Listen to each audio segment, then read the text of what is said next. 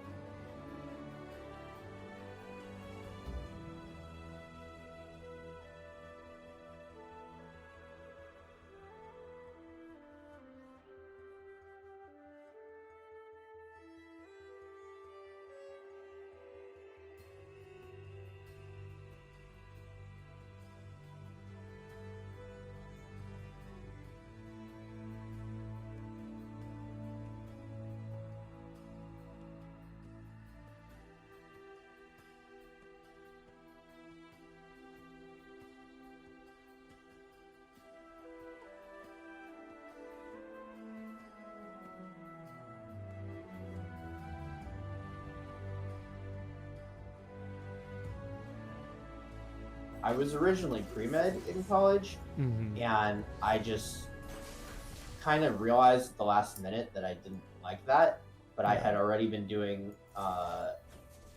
neuroscience research just to have something on my resume. When I realized I didn't want to go into medicine, I was just like, well, I'll just do this by default. It'll probably be fine. I'd already been doing it for years at that point, and I did like it, and I still like certain things about it. What kind of research did you do for the neuroscience stuff? It was so in college, my research was on the hippocampus and memory formation. Whoa. And we were using a certain kind of molecular technique that you can look up called catfish, which is all an acronym. Every letter stands for something. But I'm not going to bore you guys with details of that. Wait, catfish is an acronym? Yeah, an acronym that doesn't have to do with catfishing people, but has to do with in situ hybridization of RNA probes. But if y'all couldn't tell, Patrons is a very smart dude. If it wasn't abundantly clear already. What I realized when I was out of that field is that I don't really like the hands-on stuff that much. Yeah. I prefer to be behind a desk, just like coding or doing something like that. Not like out in the world building things and making stuff happen in that way. So I think that a data science job would be better for me. Gotcha.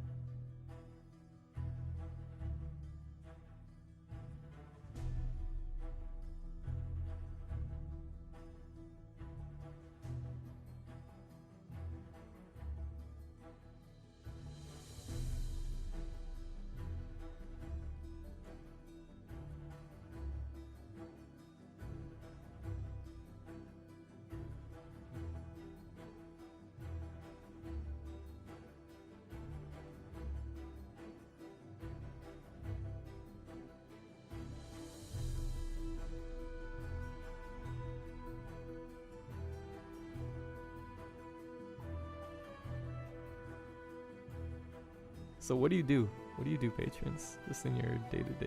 So when I'm not here, I'm tutoring math. Okay. But my long-term aspirations are to go back to graduate school for data science.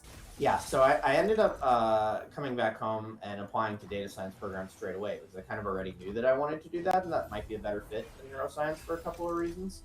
The feedback that I got was that I was like, they liked me as a candidate, but they thought that I needed more math experience. So I said, fine.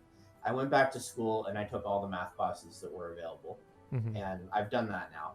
And so I'm kind of ready to apply to data science programs whenever I want. But I'm also doing this tutoring thing. And so I want to probably apply to like a part-time program or an online program that allows me to continue doing that. A lot of people don't know quite how good you are because your main like social media presence is that you kind of like cats, you know? Yeah, that is like if you ask that is fair. The average Runeterra enjoyer, like, hey, do you know this guy Infinipatrons? They'd be like, oh, the guy that's always posting about like cats and stuff. They'd be like, yeah. So I think that's a kind of a way you nerf yourself, you know, keep yourself low key.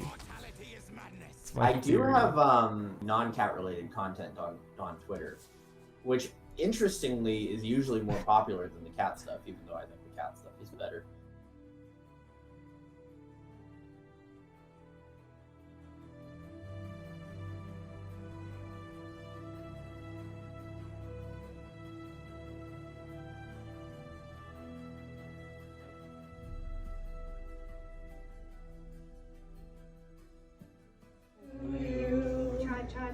Happy birthday to you. Happy birthday, dear Harold. Happy birthday to you.